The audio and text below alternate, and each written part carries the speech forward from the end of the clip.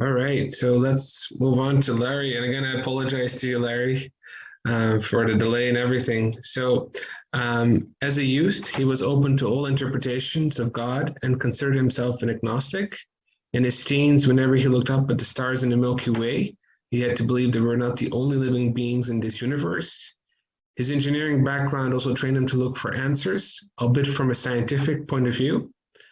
When he attended his first Cayce 3-day meditation retreat, he was fascinated with Cayce's unshakable belief in a God, the universe, and his ability to search the Akashic records and the notions of having past life. He says today for me, contemporary Cayce of Canada is the perfect place to continue my journey. Okay, so I'm not, in the time that's left, and if anybody's still, I see there's still a few people, I'm not going to attempt to describe any of the Cayce readings or anything like that. That's been more than well done today. But in the same way, though, that Virginia Beach is, the source of all of Cayce's information, and that various people have tapped it. Within Canada, I'm going to talk eventually about something called Contemporary Cayce of Canada. We're attempting to be a source for people to come to find out, and we also make available through webinars, and as you'll see when I get to it, that kind of information. So that was so here's kind of what I'm going to, I thought in order to talk about, and I'm going to talk about challenges that we're facing, at least I think personally, within the Canadian environment, to try to attract the young people. That's why I was asking the woman, the Albania lady and so on, or even Japanese, how do you attract the young people? We have the same, so I'm going to try to frame the context in Canada as to what is Canada, especially for those that are in the USA, and a little bit about my involvement and why I am where I am. I'm not in particular anything special. John Chatat and I and several others are all volunteers, which make up a committee called the Contemporary Cayce of Canada. I do want to acknowledge, however, one person who is, if you want to talk about a fountainhead of information on Cayce, there's a woman by the name of Nancy Thomas, who is, I hope she's still on listening. She's started Contemporary Cayce of Canada, and she and her late husband have been involved almost from the beginning. There are many, many other people who've done outstanding work in Canada. So anyways, let me start. Canada is the second largest country in Russia. So why is that important? Because it's important because you'll see our challenges here in Canada. We're the second largest behind Russia, and then China and the US are slightly behind us. We have 5 regions and major cities. Again, so why is that important? Well, let me show you. That's the size, that's Canada. But we all live along this border here, as you can see. And so how do you attract people to engage in Cayce activity, regardless of what it is, and then since we're so overwhelmingly influenced by the USA. But the color code, just to show you here, so we have large centers, urban centers. This is Vancouver and Victoria, where I live. This is Toronto, Montreal, and so on. If you notice, there's not very much at all in the East Coast, not too much in the prairies, but I'm going to show you a map that there is actually activity right across the universe, the world, coming to our website. Canada is largely one of 2 languages, although once you move from Toronto west, French kind of disappears in the conversation. Not that it's important, I'm just giving you some background.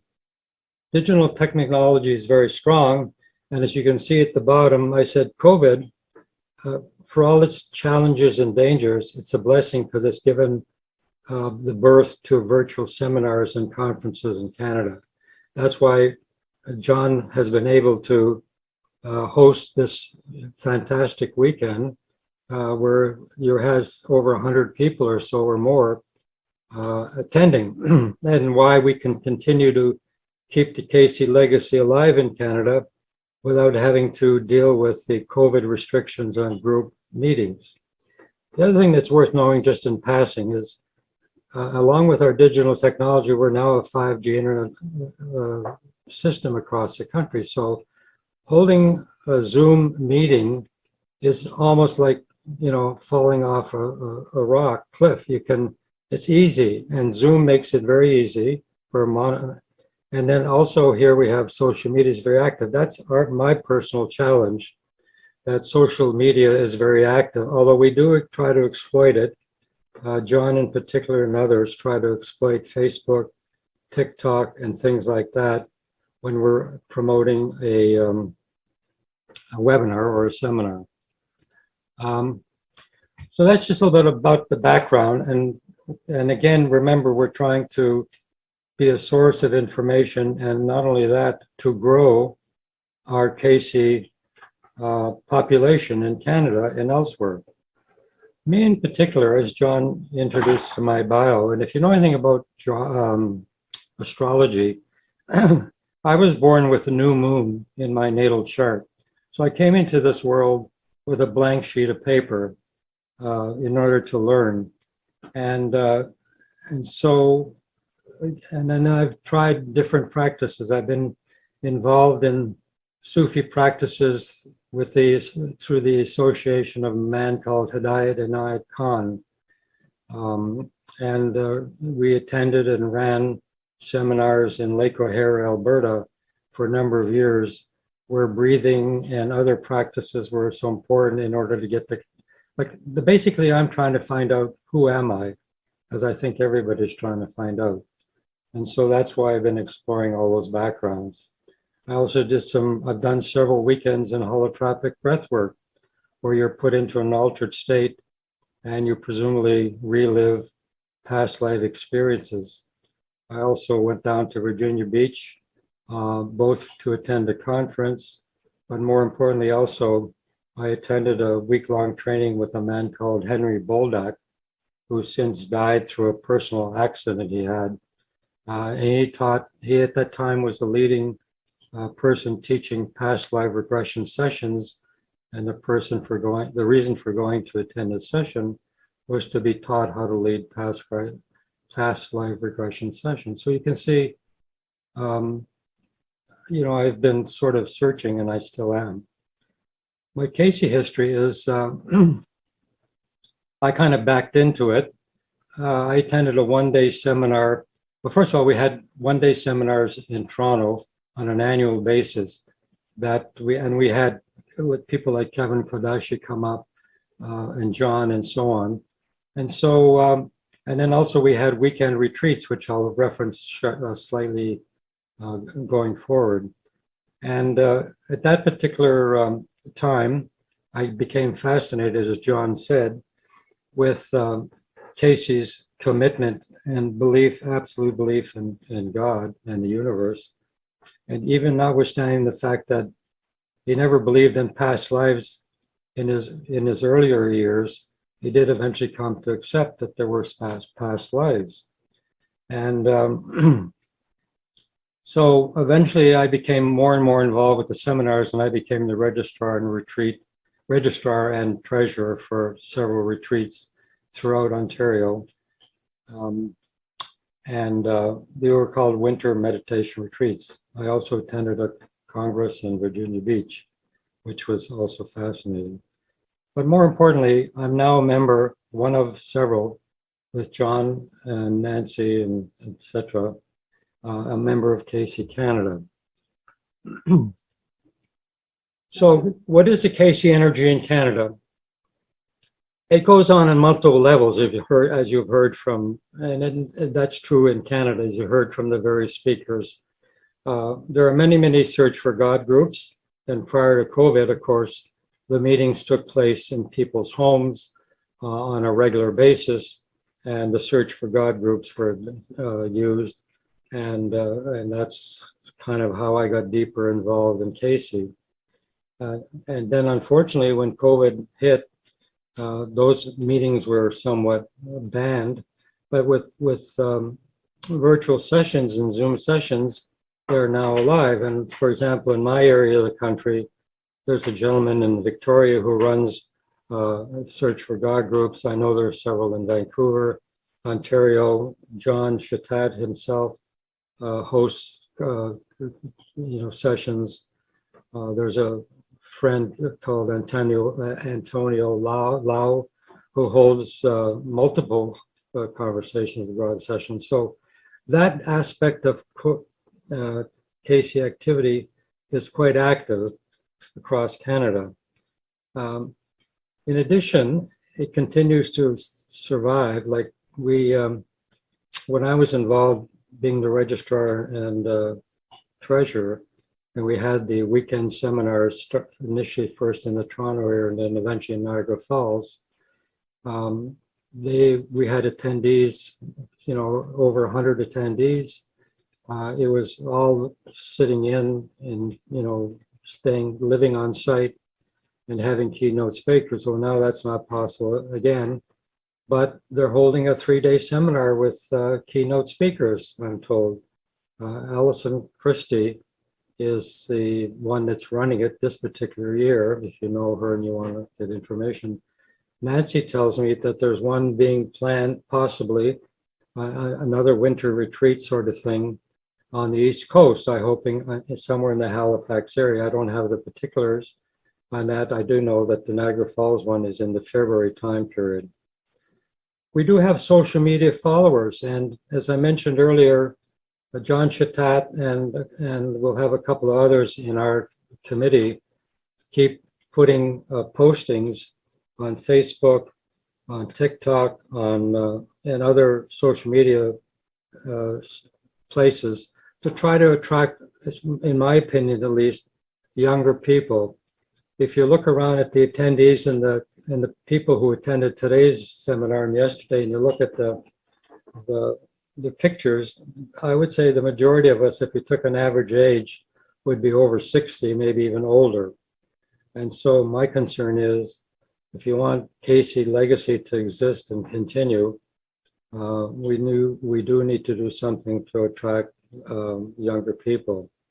And we also in Toronto, with the CAYCE, Contemporary CAYCE of Canada Committee, have a strong link with ARE in Virginia Beach. Nancy Thomas is the official representative of ARE in Canada and has been for several years and will continue to be, as far as I know, in the short term at least.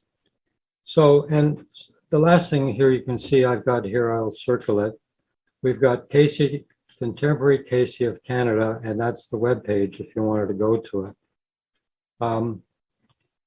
And what the CAYCE Canada is, this is our mission.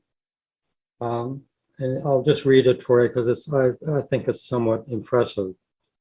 Contemporary CAYCE of Canada organizes and makes available spiritually based programs and workshops based on EDGAR CAYCE's legacy. This work is aimed at providing an opportunity and approach to those people wishing for greater spiritual growth, knowledge, and awareness.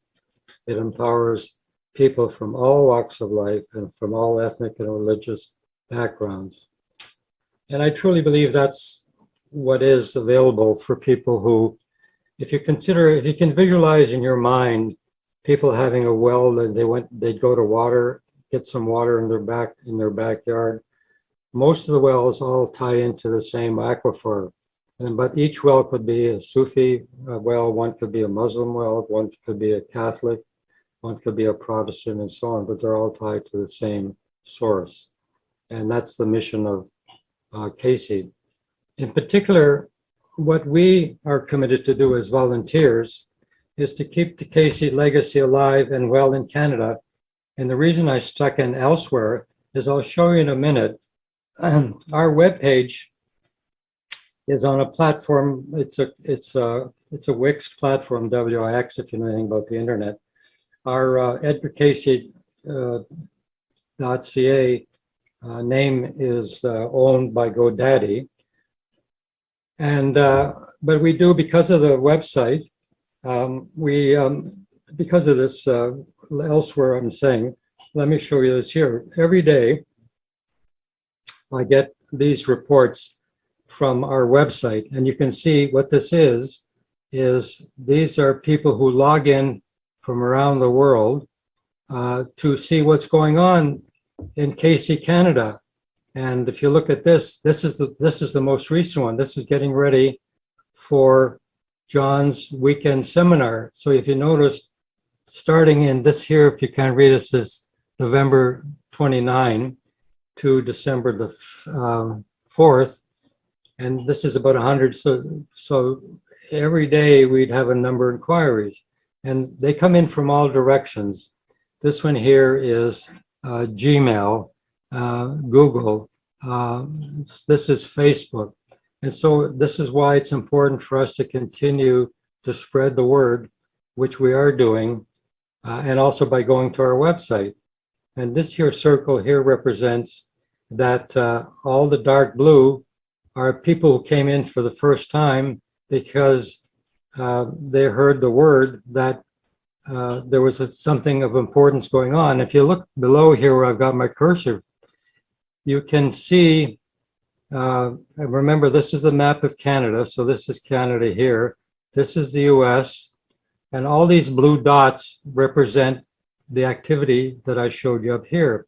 But if you notice, because John had speakers from Brussels, here we have people from Brussels tuning in. If you notice, because we had a speaker from Japan, we have people here tuning in from the Far East, from Tokyo, from Japan, I should say, whether it's Tokyo or not.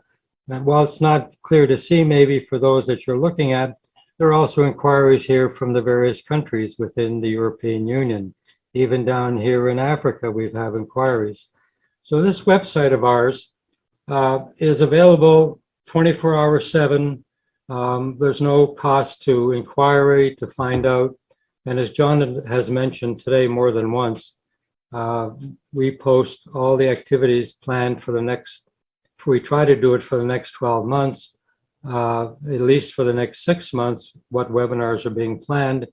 And you're free to come in and you're free to access them.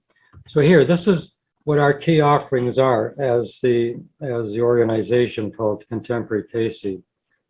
We offer monthly free webinars, and we seek speakers who are conversant with the CAYCE legacy. At first, the debate among ourselves was, should they only be conversant with CAYCE?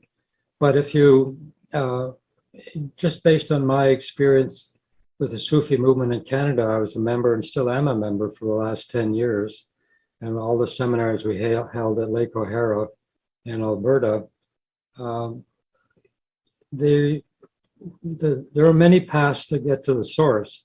So we have a little activity group called Search for Speakers, and we are broadening the template to try to find speakers who are not only CAYCE legacy, they're conversant, but also have other spiritual backgrounds, because I think that's of interest, and given the way society is going. We also offer astrology readings. Now, in this case, there is a small fee for this. It's marginal, it's $20, but nevertheless, there is a fee. These two are, they're an example, or at least the report writer. If you're familiar with astrology readings, just about every astrology program has a report writer. And these report writers for past lives and karmic backgrounds are written by somebody who was and still is, I guess, conversant with the CAYCE legacy. The fixed stars report writer is not in any way associated with CAYCE, but it's quite relevant. And let me try to explain that. If you think back at the beginning of time, when the Egyptians lived for years and years and created a phenomenal society, and then followed by the Arabics and so on.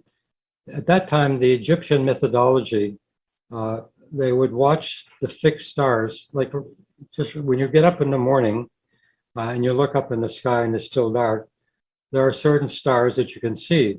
You got to keep in mind that there are thousands of stars in the sky, but notwithstanding, the Egyptians recorded activity on Earth in their environments based on the stars that showed up on different days at different times of the year. And so this fixed star report will produce a astrology report, which will show you related to your natal birth chart what fixed stars were present both at the time of your birth and may also be present at the time when you're about to leave this dimension. And it'll show you or give you the benefit, I guess, of what I'm trying to say of the Egyptian mythology to complement the other. As I mentioned already, we have a website with international links. And we do publish in Venture Inward.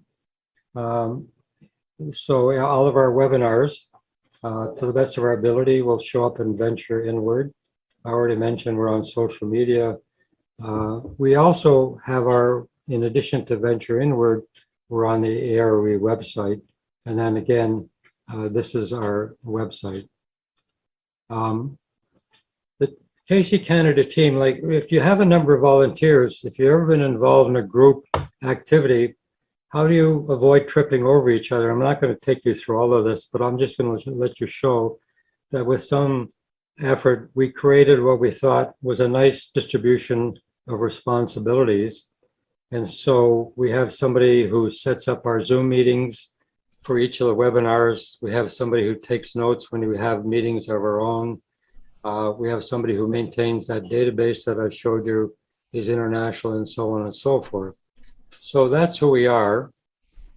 And we have somebody, this is Nancy I mentioned, and then we have a speaker search committee.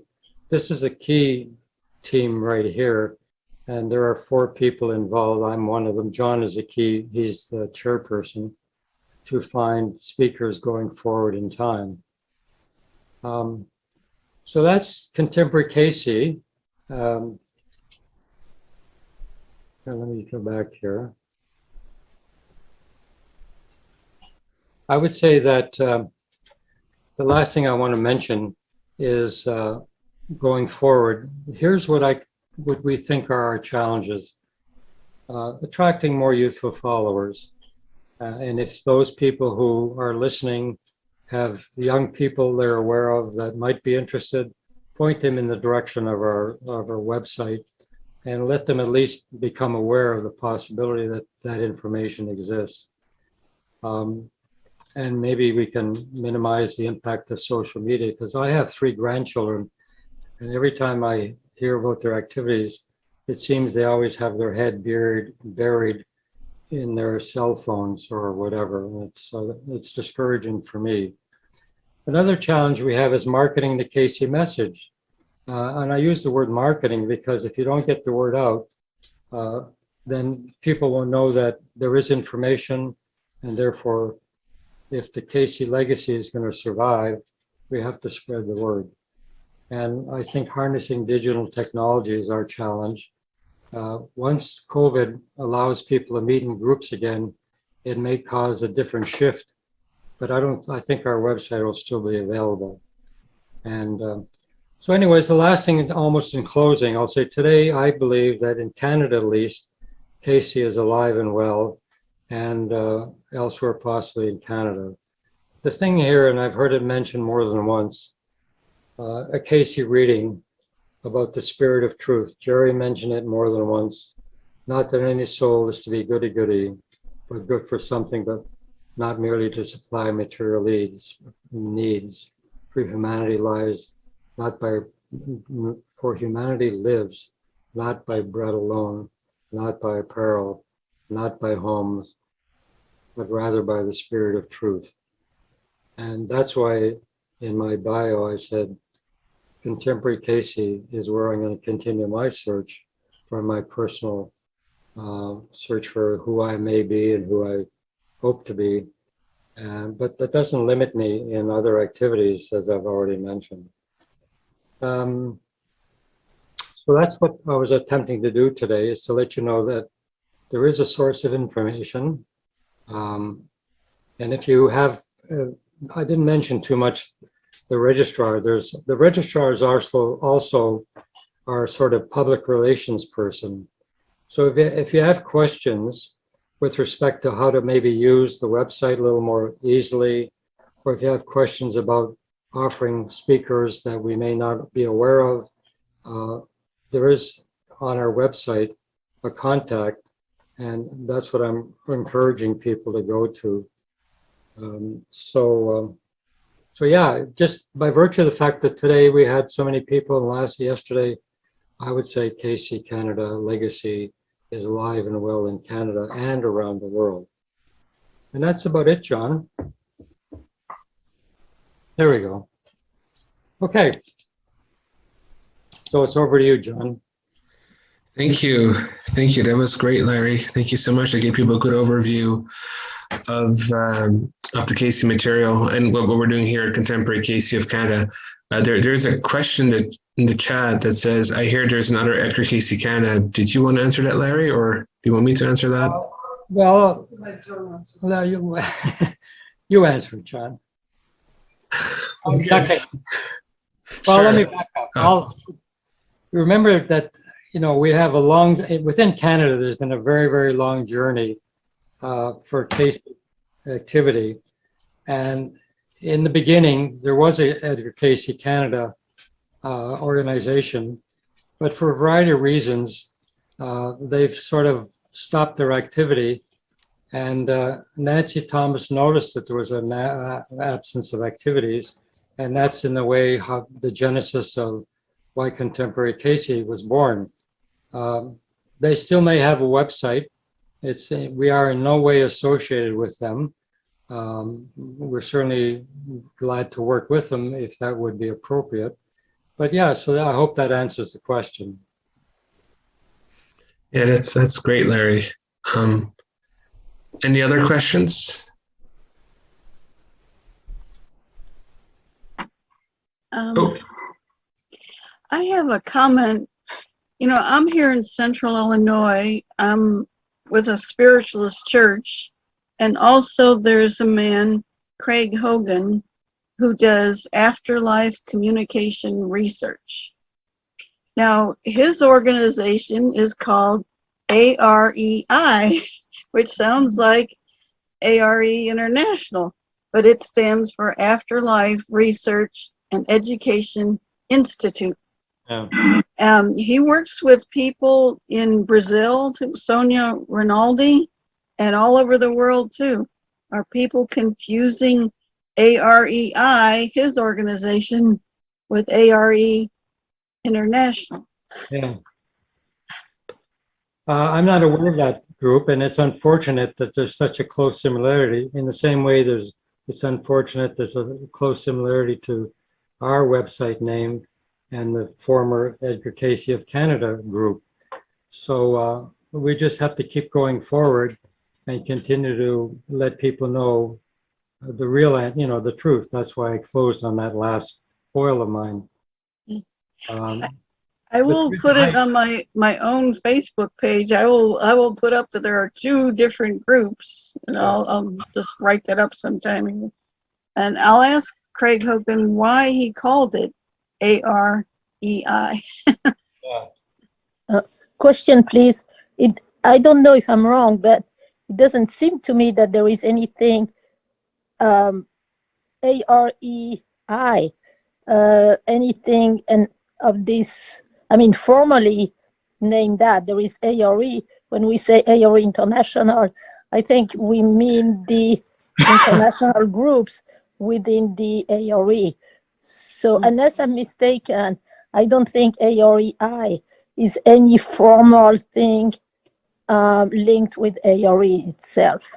Okay. I don't know, John or Larry, if you know any better. No, I think that's a good answer, Elise. Thank you. I would, if you can't find the name, if you can't find it by going on Google, go to Dr. Google, and if you can't find it there, and it doesn't really exist because Dr. Google just about has everything in their database. Okay. Yeah. Are there any other questions?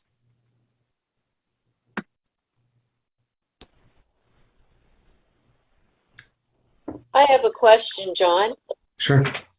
How does the team sustain themselves as a group and maybe individually? You must have built a great spirit, and is that entirely a tribute to the Cayce work itself, or is there a collective spirit that's carried you forward? This has been a wonderful weekend. You want me to answer that? Sure. The first 2 points you made are absolutely correct. Great spirit and an energy, but there's also a very third important, and if you notice, I showed you all those job position titles. Yes, hard work. Yeah, and they're all written up, and they're not intended to be bureaucratic or anything. We're just trying to give us a structure. So in other words, if you wanted to talk about the webinar, then you talk to the person who has agreed to run the webinar. Or if you wanted to talk to the search committee, you'd find the names. So we, after some effort, and we agreed, we had an offsite planning that Nancy Thomas ran for us. And we all, even down to wordsmithing some of the sentences on the position descriptions. And that is sort of our framework. I'm sure it'll change over time, but at least we know where we fit in.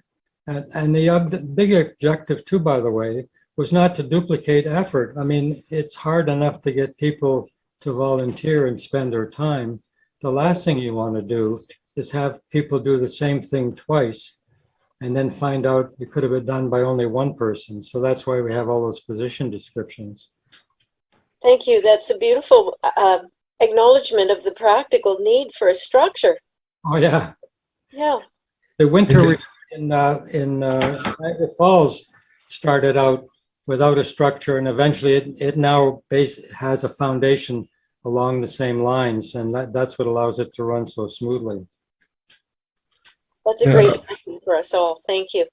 Also, to add to what Larry said, it's not like we have challenges like any organization. The readings talk about, EDGAR CAYCE, he had challenges in his organizations, and the readings talk about there are always forces trying to pull apart, and I think like one of the most important things is also the spirit, like being in the spirit of the work, like having the spirit, letting the spirit move us. So that's kind of like how this came about. It's just the spirit moving us and letting us be the hollow bone and the spirit moving through us. Wonderful. Thank you. Thank you all. Yeah. We're at the end of our day here and our retreat. I just want to thank all the speakers, our great team that has helped to set this up. If you have comments or questions, or if you have, if you want to help us in the future with this event for next year, because there will be an event next year with more speakers, you can always send me an email. And we will also send out an email to everybody that registered for the event with the links of the speakers and more information about the speakers as well. So if you're registered for the event, if you're not yet registered, you can always go to our website and register, and so that your email is added for the event. And then I will send out an email in the next couple of days with all the information. Can I have a comment? Sure. For those people who are tuned in who have a Muslim background, I don't know if you're aware of a meditation called Zikr, Z-I-K-E-R. It's an hour-long meditation which is done with physical movements. It's absolutely phenomenal, and throughout the whole hour, you do say, and I forget which speaker today said, I guess it was from Japan, that this is not my body. This is the body of God. And that's the whole mantra that you say to yourself over and over again for the whole hour doing the Zikr.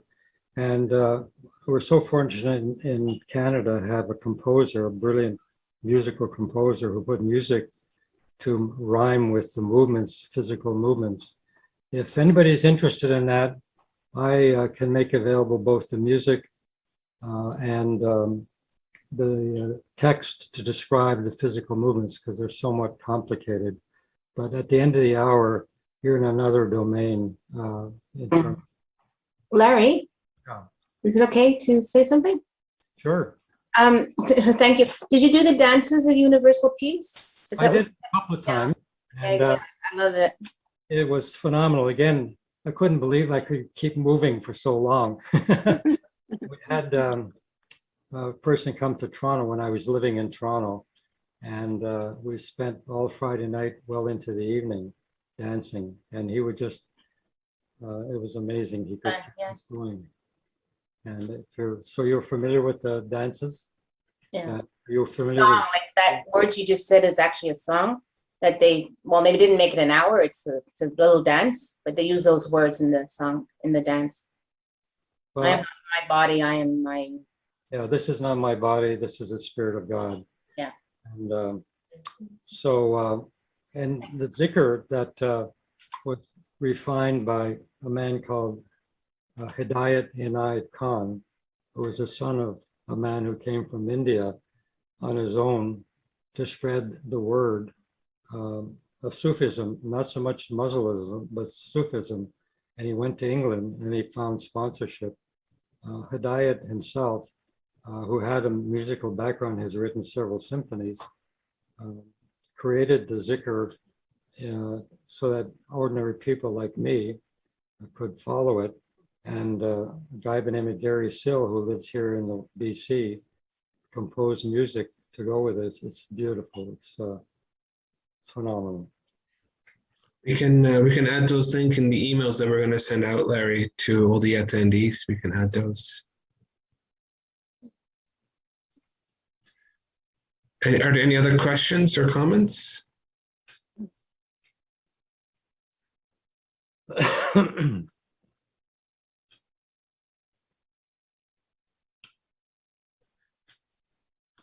So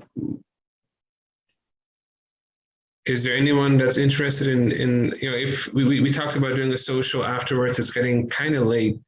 But if anyone is interested in doing it, then please stay behind, and maybe if there are enough people, we'll do a little bit of a small social.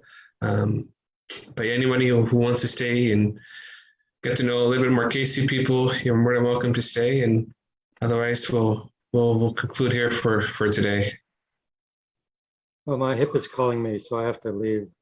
Oh, thank you so much, Larry. Thank you so much for all your hard work. Thank you.